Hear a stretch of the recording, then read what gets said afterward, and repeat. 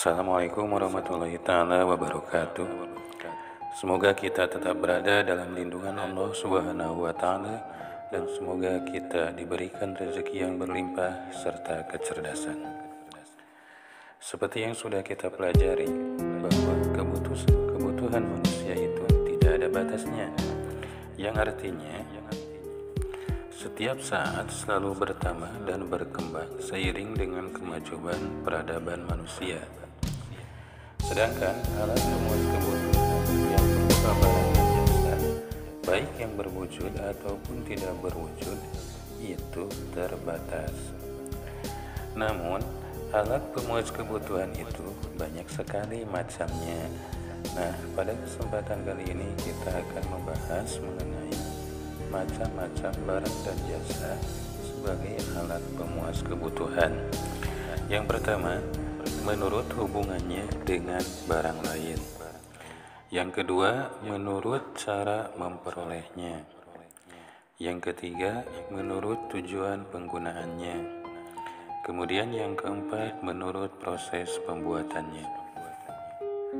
Yang pertama, barang menurut hubungannya dengan barang lain. Berdasarkan hubungannya dengan barang lain, barang dapat dikategorikan menjadi yang pertama, barang substitusi, dan yang kedua, barang komplementer. Barang substitusi adalah suatu barang yang dalam penggunaannya saling dapat menggantikan barang lain, dengan syarat barang tersebut memiliki kegunaan yang sama. Misalkan, gula merah bisa digantikan dengan gula putih, nasi bisa diganti dengan jagung, dan sebagainya. Kemudian, barang komplementer. Barang komplementer adalah barang yang penggunaannya dapat saling melengkapi satu sama lain. Apabila tidak ada salah satu, maka barang tersebut kurang bermanfaat atau bahkan tidak bermanfaat sama sekali. Misalkan, motor tidak akan jalan kalau tidak ada mesin, kompor tidak akan menyala kalau tidak ada gas, dan sebagainya. Yang kedua, barang menurut cara memperolehnya. Barang menurut cara memperolehnya terbagi menjadi 1. Barang ekonomis. 2. Barang bebas.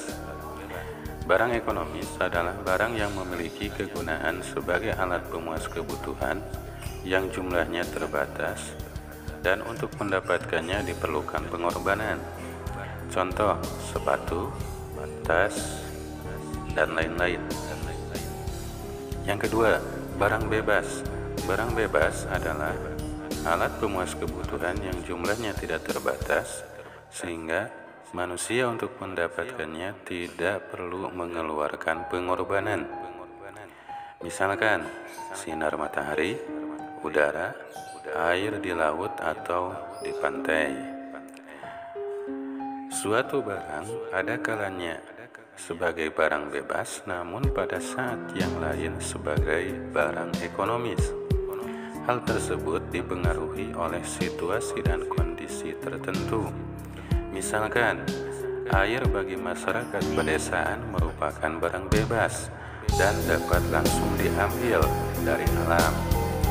Namun, bagi masyarakat kota, air bersih merupakan barang ekonomis karena untuk mendapatkannya harus dengan membeli. 3. Barang menurut kegunaannya. Barang menurut kegunaannya terbagi menjadi 1. Barang konsumsi. 2. Barang produksi. Barang konsumsi adalah barang yang secara langsung dapat digunakan untuk memenuhi kebutuhan hidup manusia. Barang konsumsi sering disebut juga barang jadi atau barang siap pakai. Ada 2 jenis barang konsumsi, antara lain sebagai berikut. A. Barang konsumsi yang habis dalam satu kali pemakaian. Misalkan, makanan, minuman. B. Barang konsumsi yang bisa dipakai berulang-ulang. Misalkan, pakaian, perabot rumah tangga, dan sebagainya. Yang kedua, barang produksi. Barang produksi disebut juga barang modal atau barang yang digunakan dalam proses produksi untuk menghasilkan barang baru. Barang produksi dibedakan menjadi dua. A. Barang produksi yang habis dalam satu kali proses produksi, misalkan tepung terigu untuk membuat roti. B. Barang produksi yang tidak akan habis dalam satu kali proses produksi, misalkan mesin-mesin dan peralatan pabrik yang dapat digunakan secara berulang-ulang dalam proses produksi. Yang keempat, barang menurut proses pembuatannya. Barang menurut proses pembuatannya terbagi menjadi 1. Barang mentah, 2. Barang setengah jadi, 3. Barang jadi. Barang mentah yaitu barang yang belum diolah atau belum mengalami proses produksi. Barang mentah ada yang langsung dapat dikonsumsi, contoh buah apel, pepaya, dan sebagainya. Ada juga barang mentah yang harus diproses terlebih dahulu untuk dapat dikonsumsi, misalkan kapas, kayu, padi, dan sebagainya.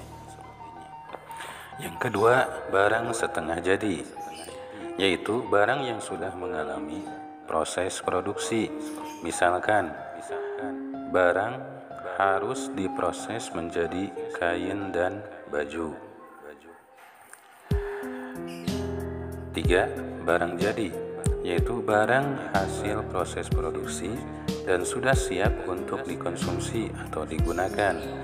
Barang jadi merupakan barang akhir yang dihasilkan dari proses produksi. Misalkan pakaian merupakan hasil pemrosesan dari kapas, kemudian benang, lalu menjadi pakaian.